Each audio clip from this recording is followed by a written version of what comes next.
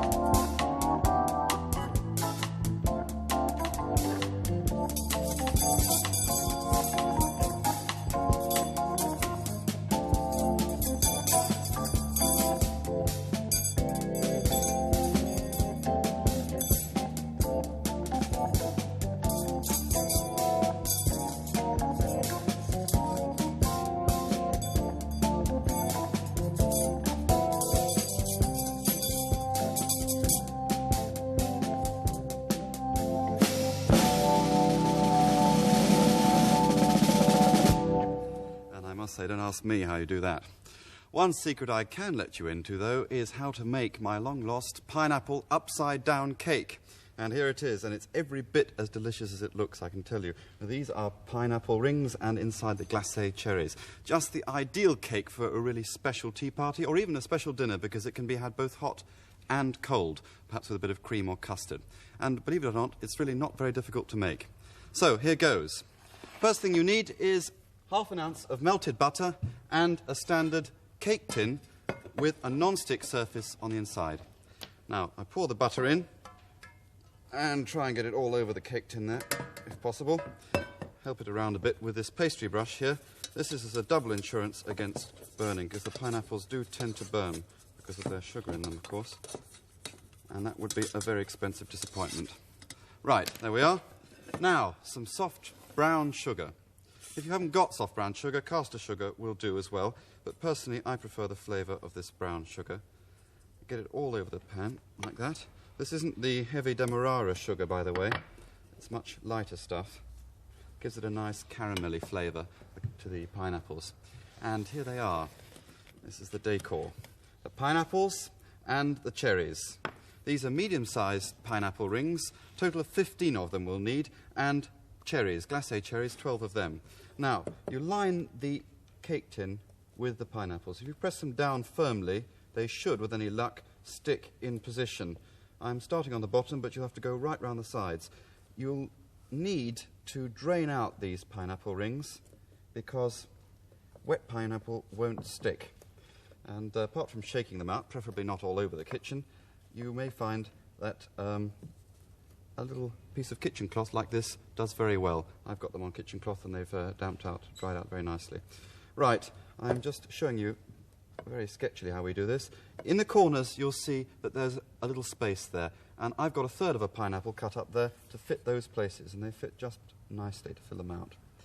And the only thing we need now is to fill these inviting spaces there. And that's where these glacé cherry goes. Cut in half, partly so they don't stick out too much, and partly, of course, to give you twice as many cherries for exactly the same amount of effort and money. There we are. It's a very delicate process to do all this, but it's well worth the trouble because every good cook makes it look good. And this is the final product when you've finally done all the effort. I've done this one already before. You see, a lot of artistry gone in there. What you've got to do now is, of course, just fill it. And that is actually very simple. First of all, a bowl with some soft margarine in, 4 ounces of that, 4 ounces of caster sugar in there, 4 ounces of self-raising flour on top, there we go, and 2 medium eggs. In fact, they're also size 4, so no excuses for getting this. It's exactly all the 4s. Finally, just a little drop of vanilla essence. If you put, oops, almost too much there. If you put too much in, you'll find you lose half your potential customers because some people don't like vanilla essence. Now, whilst I just mix this and do a nice gooey mixture, I'll give you the recipe again. It goes like this: 15 grams or half an ounce of melted butter over a low flame, 25 grams or 1 ounce of soft brown sugar, 15 medium-sized pineapple rings, 12 cherries in halves, 4 ounces or 125 grams of soft margarine, similar amount of caster sugar, similar amount of self-raising flour, 2 eggs, size 4, medium eggs, a pinch of salt, and this is the little touch which people often forget, but gives you just that little flavour which shows a professional touch. There we go, a pinch of salt, and finally the vanilla essence. Now that looks to me as though it is a nice gooey mixture, just as it should be. All we've got to do now is pour it in to the shape. This is a little bit tricky. We don't want to dislodge all our pineapples. There we go. At home, when you've got a bit more time and leisure, you can use a spatula to clean out all the little extra little bits here so you don't waste anything. But I'm just going to leave it at that because I can't spend all day. Here we go. Smooth that around. Again, trying not to dislodge all those cherries and pineapples. And don't be surprised if I'm only smoothing around the bottom. Don't forget this is going to rise, hopefully. If you put too much in, it'll rise right out of the tin, which wouldn't be any good at all. Now, that is now ready for the oven. It's an hour it should cook in a preheated oven to 180 degrees centigrade, 350 degrees Fahrenheit, gas Mark IV. Now, with any luck, there should be one ready in there. I'll put that one in there in the middle. And it looks to me like it's ready, yes. But just in case, this is how you test it. Take a spatula and plunge it straight in the cake, like that. There we go. This is sorry, it's not a spatula, it's a skewer. There we go. And if it comes out without any crumbs at all, you'll find that the cake is ready. That's just like that one did there. So, now for the big moment. This is when the pineapple right way up cake becomes itself, becomes a pineapple upside-down cake. And those of you who like doing fun things in the kitchen, like pancake tossing and things like that, you really have to restrain yourselves now because this is a very delicate operation. We don't want to dislodge all that hard work from before. There we go. 1, 2, 3. And hopefully, if I haven't smashed the plate and it's been exactly up and down, I will actually have a pineapple upside-down cake. Oops, I've lost a lot of pineapples on that one. In fact, it's nothing like as bad as it looks, though, because you can find, if you put that in there, I will be able to recreate my pineapple upside-down cake very easily. There we go. There we are. Isn't that beautiful? Lovely. Now, you can leave that on the sideboard to cool, or you can keep it hot and use it for a dinner and a dessert with a bit of cream or custard. Unfortunately, it does cost £1 to make, which is why it's such a cake for special occasions, not for ordinary ones. But it's still a lot cheaper than it would cost you to make just to buy it from the shops. What do you think of it, Les? I think you handled that sticky, tricky cake absolutely beautiful. I'm sure it's going to be delicious. As Chris says, it is a cake for a special occasion, and I think it might be an ideal thing to have for your Easter Sunday tea. How about that? Talking of Easter, if you're planning to go on an outing over Easter weekend and you like stately homes, If you find yourself anywhere near Stratfield-Say in Berkshire, that's the home of the Duke of Wellington, you might find it well worth a visit, because starting this Sunday there's a very unusual Blue Peter Special Assignment exhibition opening. It's full of costumes worn by the actors and actresses who took part in our film, and of course the house itself was where some of the filming was done.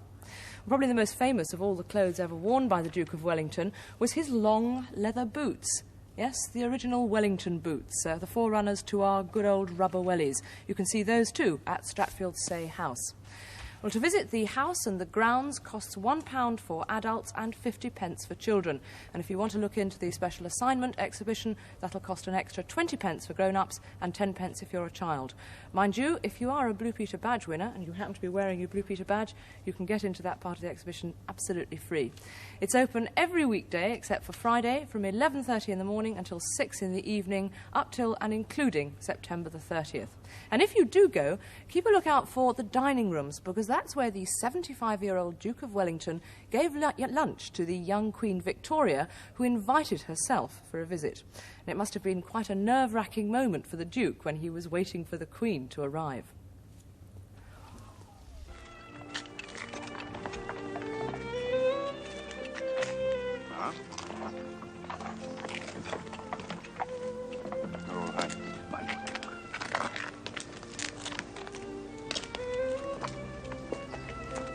He took us through the hall. Stratfield-Say is a low and not very large house, but warm and comfortable, and with a good deal of room in it. Dinner was at 8, and the Duke came and fetched us and took us down to the drawing room. Prints of all kinds cover the walls. You must try this pudding. It's especially good. The dining room, which is not large, contains some fine pictures from Spain. Your Royal Highness? The Duke, who led me in, sat next to me. He seemed well and cheerful. The Duke helped us himself rather funnily, giving such large portions and mixing up tarts and puddings together. But he is so kind and attentive about it. And on that occasion, she obviously was amused. Queen Victoria, full of pomp and pud. Actually, it looked a little bit like Chris's upside-down pineapple cake. July the 18th is the day the Post Office announces and brings out their International Year of the Child stamps. And that's the day you'll be able to get the special envelope to go with them. I'm sure you remember the picture that will be printed on that first day cover. The winning design from our competition. 5-year-old Adrian Cresswell's train was picked from over 120,000 entries, and part of his prize was to visit the factory to see it being printed. So the other week, Adrian and Lesley went to Slough to see how the work was coming along.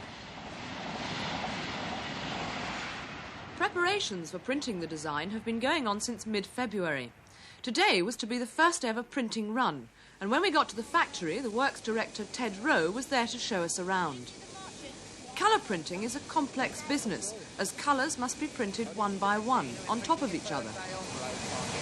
Through this unit here, you stand up there, and it goes through that unit there. With all its moving parts, the printing machine looked incredibly complicated, and I thought I'd never understand how it worked.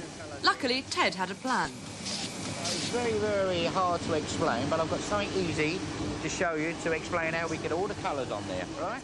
Ted showed us a set of prints called progressives, which are used to check the quality of each colour. Right, now, to explain the seat sequence, right, now, this is the first sheet, which was the plain sheet of paper, right?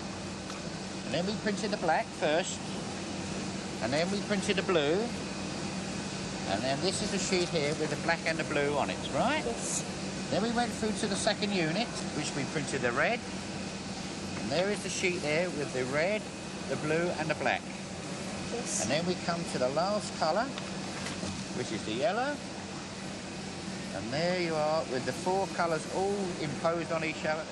It's nice, isn't it, Adrian? Fantastic. Well, now with this all explained, should we go back and see the machine now? Yes. Come on in, Adrian. Oh. You come. See, better come up there, Now this, Adrian, is the pile hoist. And that's where your paper is. We've got about 4,000 sheets of paper in here, and she's picking up the sheets and delivering the sheets right into the front lays. And as you saw on the progressives, she's printing the black and down there onto the blue. You see all the blue ink? See all the ink in the duct? Then the sheets go right underneath and she comes through up onto this carriageway here. Now this is what we call the second unit, Adrian, and as you can see we are printing the red there. You see the red ink all on the rollers and the red plate as she comes right the way through and she prints the last colour, which is the yellow. You can see all the ink in the duct? Yes. And then she runs right the way through here to the delivery end. The finished printed sheets were stacked automatically, ready for collection. Each sheet had 8 of Adrian's designs printed on it, and the machine could produce on average 5,000 sheets an hour. That's 40,000 of Adrian's trains. Just like your drawing, Adrian? Yes. All right. The machine is going to print 137,500 sheets, which will make 1,100,000 first-day covers. In another part of the factory, the work of sorting and packaging takes place for all the different designs the factory prints. Everything from shampoo labels to record sleeves. It was here that the first-day covers were being cut to shape. That looks sharp, doesn't it? Is it all those pieces? Yes, that's all the stuff that comes off the paper. Must take quite a sharp blade to cut those, yes. Ted. Oh, yes. And then they're all going to be cut down to shape now.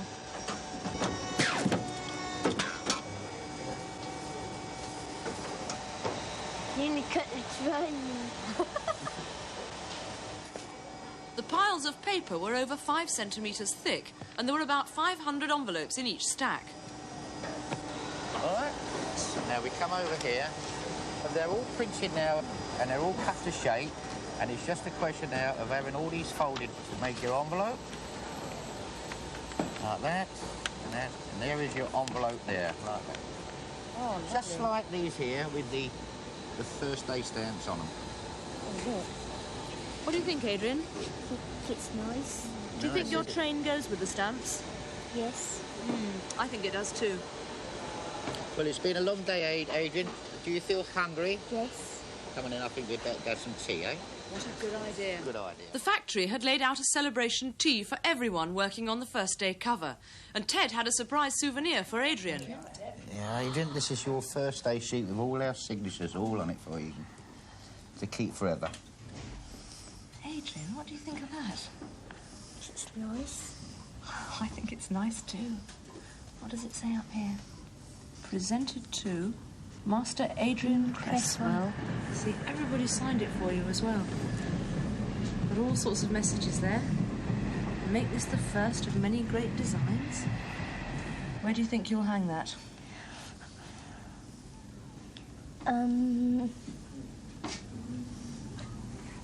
Don't really know. Not yet. You'll have to take it home and try it in lots of different places. Yes. I bet young Adrian's got it hung up by now.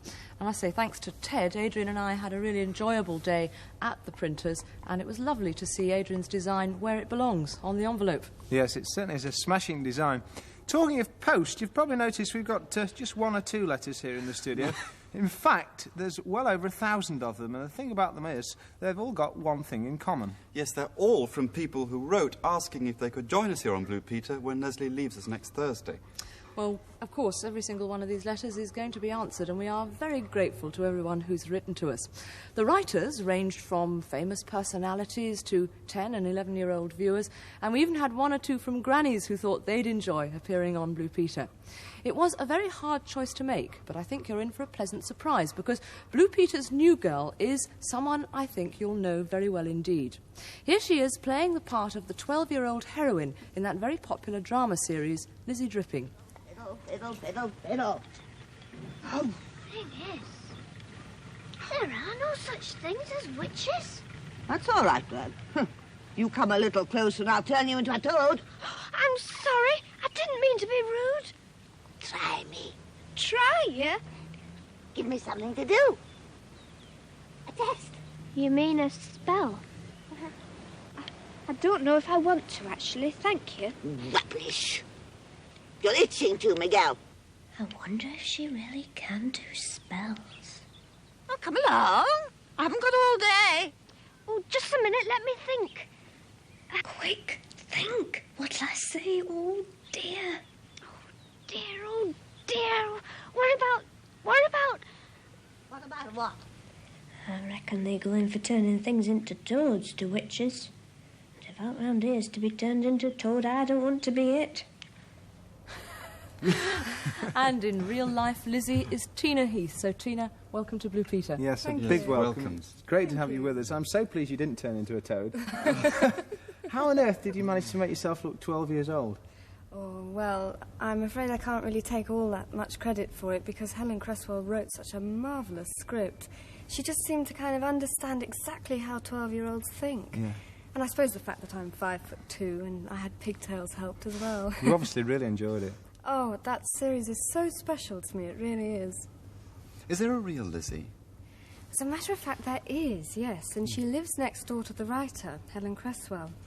And one day, the story goes, Helen was out in her garden, and she heard her next-door neighbour saying to her daughter, "Hey, Lizzie Dripping, I don't know what I'm to do with you. You're such a dreamer." And Helen thought, Lizzie Dripping? Yes, and rushed inside and started to write it. Oh, that's lovely. It's amazing. It must have been terribly popular because we've got here 2 pictures with the most beautiful pictures on the front. They're books on the Lizzie Dripping series, and that's you looking very like you did in that clip, actually. Nervous. Do people still ask you if you're Lizzie? Well, yes, some ask, but most of them just say, "Oh, hello, Lizzie." You know, I'm sort of wheeling my trolley around the supermarket, and it's kind of... I react to Lizzie as much as I do to Tina, actually. Well, that's quite a tribute to your acting, I think. Oh, Actually, thank we're you. always getting letters from people saying, how do I become an actor or an actress? Yeah. How did you become an actress? Well, I began by going to a small but very good drama school, and then the element of luck comes in. I got my first job after a month of being at drama school, so... You know, that was really, really good. The thing is, of course, you've done lots of other things besides Lizzie Dripping, haven't you? Yes, I've, again, you know, been terribly lucky, because I've been able to play a variety of parts, which is great. As a matter of fact, I've died twice. You look very well on it, if I may say so. No, the first time was in Jane Eyre, where I died, really, a slow, awful death of consumption. And the second death was faster, much quicker. I had to blow myself up. And, I've done quite a few other children's things. Black Beauty was one. And, of course, the last thing I've been doing is the Sunday going on Sunday mornings. Did you ever watch Blue Peter when you were little? Oh, yes, I did. But we didn't have a telly till I was about 13, so I used to go around to my friend Janice's house to watch it. Well, there you go. Yet another Blue Peter viewer becomes a Blue Peter presenter. Tina, it's really great to have you with us on the show. We're so pleased you're joining us, and we hope you'll be very, very happy. Yeah, and just to make you feel really welcome, I'm going to offer you a piece of my pineapple upside-down cake. Wish that looks wonderful. Well, Can I you ask might you to turn your mum? stomach upside down, you know, but worth a try. You serve out, then. Yes, you pass them along. I'm sorry to put you in harness so quickly, but... Tina, I've no doubt Here we you've go. heard of Goldie's reputation of being rather a greedy dog. I At her had birthday party the other week, she'd had 3 slices of cake before the other dogs had even blinked. That's Thank your... you. Oh, we no, go. no, I've got 2. This isn't right. Oh, Pass sorry, one no, back. that's That's it. That's I've got Tina's. them. Right, we're right. Here we Do you go. want Right, having any right. this time? If this tastes no. as good as it looks, Chris, it's a triumph. What do you Well, think, Tina? Tina? Oh, hang on. Oh. Actually, I really didn't expect that to be good, but it is very good. Well done. Well, Tina, I'm I'm not glad quite you sure liked how it to take because you're that. going to be tasting many more in the future.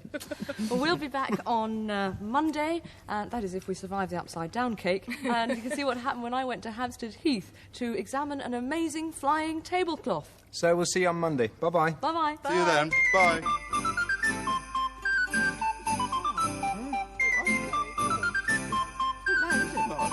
Tone of surprising. You didn't know we were going to feed you as well.